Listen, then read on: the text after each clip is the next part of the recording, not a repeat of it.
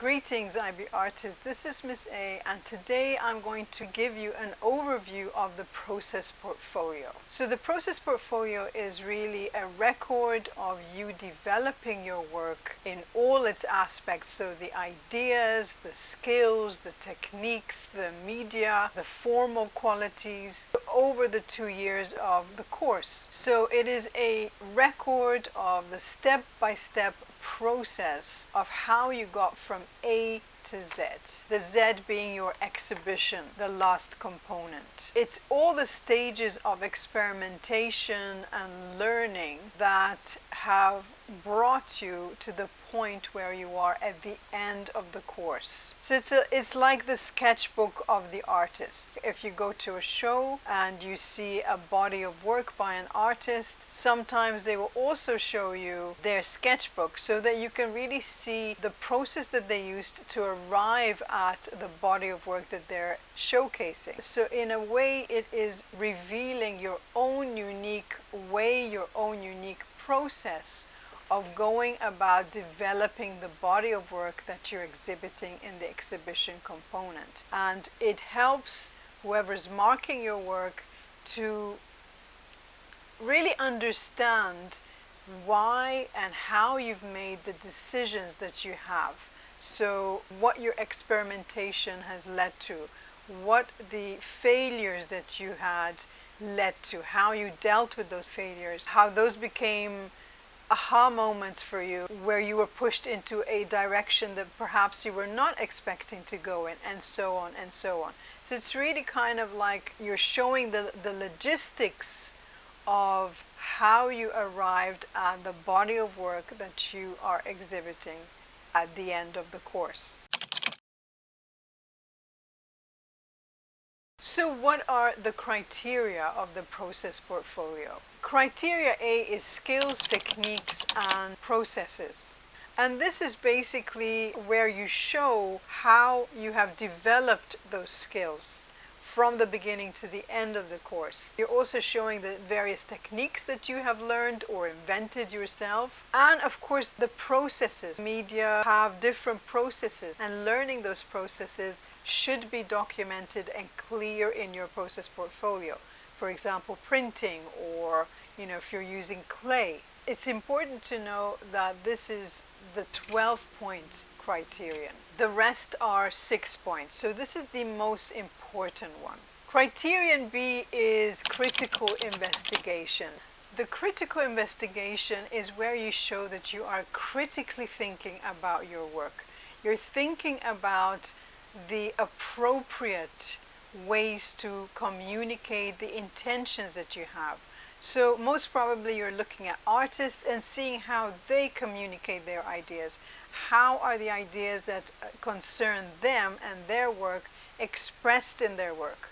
And you are trying to do the same yourself. So you are thinking about the techniques that are appropriate for your message or your intentions.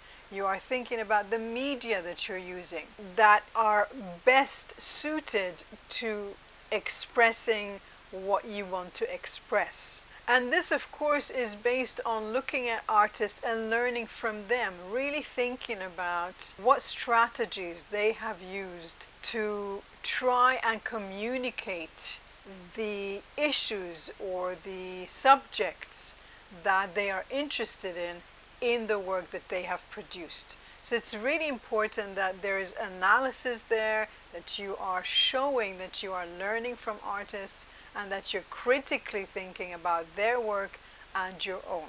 Criterion C is communication of ideas and intentions. Again, you are showing how you are thinking about your work and how you are finding ways and using strategies to communicate your intentions, your ideas to the audience. A lot of these criteria overlap. So, they support each other. You are making the work, you're thinking about it, you are learning from artists, you're applying some of their ideas, strategies, techniques to improve your work, to develop your work in your own way, of course. So criterion D is reviewing, refining, and reflecting. Again, it overlaps with the others. It is a continuous process of looking at artists, learning from them, critically thinking about how and why they do things, applying those ideas to your own intentions and your own ideas, and developing them in your work. And also thinking about, what is more successful, what is less successful, which direction you want to go in. This is all, again, continuous analysis, continuous critical thinking. And as the criterion says, refinement, reviewing, and reflecting on what you are doing.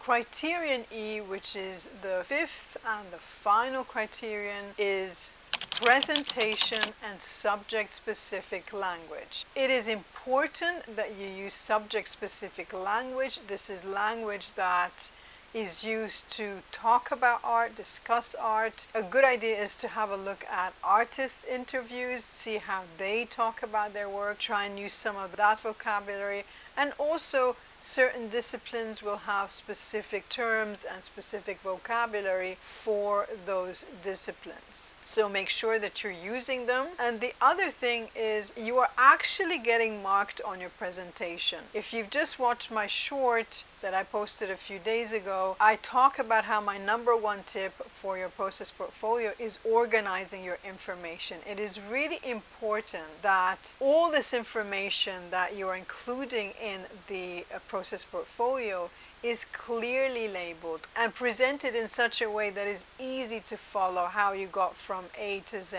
So label all the stages, make sure that your photographs are clear, that your notes are concise, and basically that it is not a complete mess, because not only is that really off-putting to look at, you can feel overwhelmed when you just have a jumble or a mess of information. It's a pleasure to kind of really look at somebody who has taken the time to clearly label, photograph, and discuss the stages and the development of the work in a critical way. What are the requirements of the process portfolio? So the standard level students have to submit 9 to 18 screens in at least 2 art making forms in the rows that you're given. There are 3 rows which I will put up right now.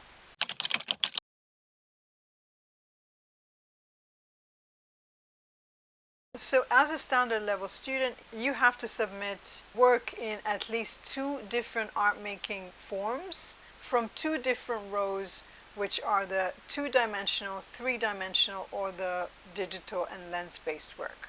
If you are a higher level student, you have to submit 13 to 25 screens in at least 3 art making forms from at least 2 rows. So basically you have to have work that is in 3 different kinds of disciplines from 2 out of these 3 rows. So again, you're choosing between 2D work, 3-dimensional work, and your lens-based and digital work. So 3 art forms from at least 2 of these rows.